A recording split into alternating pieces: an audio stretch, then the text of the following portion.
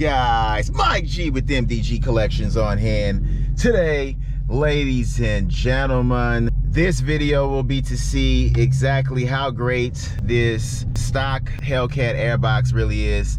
Now, you'll hear that the stock Airbox provides the best performance, as far as your intake temperatures to pull in that cool air. And, what I want to do is test this out first. Today is 52 degrees. And basically we are at 91 degrees Fahrenheit as far as the intake temperatures. We just jumped up to 93 degrees Fahrenheit as my intake air temperatures. Now I will be jumping on the cold air intake for this car, for this 2020 Daytona Hellcat, but I want to do some testing first on a day like today where it's fairly nice out, 52 degrees, and see just how great this stock Airbox really is. Now you hear mixed things on YouTube or just on the web about the stock Airbox being better than any aftermarket Airbox or cold air intake that you can get. I've heard mixed signals with that. Some people say they get a little bit more horsepower when they basically upgrade their cold air intake. And I've heard you get better intake air temperatures when you keep the stock Airbox, the Hellcat Airbox that comes on the car. So I want to see as far as what the intake temperatures are and what they will be once I get that cold air intake. And I also want to dyno this car first once I get past 1,500 miles to see what power she's putting down to the rear wheels, and then I'll do another dyno with the new cold air intake to see if it made a big difference. So right now we're en route. I'm en route now to wash the car. We'll look at the engine a little bit and we'll talk more about this. Right now it just went up to 102 and then it dropped back down to 100.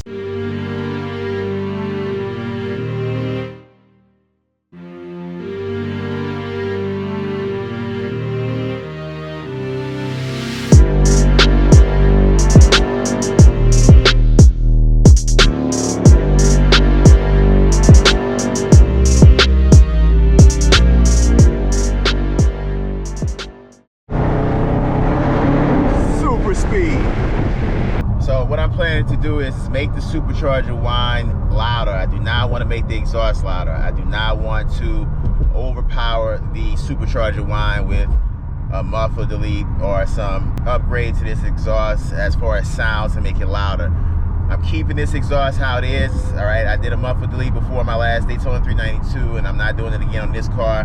The pros and cons, the cons to me outweigh the pros. Did not like all of these weird sounds that I would get driving along walls, like I've showed you in videos. If you do not know what I'm talking about, go back and look at those videos. I'll put a card up, but that is what I'm trying to avoid with my new Hellcat. I do not want those horrible sounding, trashy sounds. I cannot stand that. So basically what I'm doing is the intake that I'm going with is something that you guys will least expect. I'm not going with the norm that everybody's getting. I'm getting a different intake, and I've been doing research on it, and it will make this supercharger whine sound a lot louder. And that's what I'm going for, to increase the whine. The supercharger whine is something new for me now that I have a Hellcat. It's just something that's intoxicating to hear. So I love how it sounds, and that's what I'm trying to enhance. So once again, the last thing I want to do is enhance the exhaust to make it overpower the supercharger whine. That is the opposite of what I'm trying to do. So I want to have this car sound even more of a supercar than what it is, and by doing that you do want to increase the sound of your supercharger whine. So that's what we'll be doing. So as I park, we're going to take a look at the engine bay, and we're going to talk about how people will tell you the stock box, the Airbox on these Hellcats is the best you can go as far as the performance. And I mean, I want to agree with that. That's why I want to test this car first before I change over to the cold air intake that I'm getting. And I know you get a slight jump in horsepower, nothing crazy, when you have the cold air intake, and I just want to see what the dyno is going to say on both. The question still stands: is this stock Hellcat Airbox the best route you can go for these cars? Is it the best route you can go when it comes to performance? Yes, we all know that the Airbox makes the supercharger whine, but I just set off an alarm right there. Look at that. Your exhaust is setting, and that's the thing with these cars. I don't even have a muffler delete in this car, and it sets off alarms on cars when I drive by.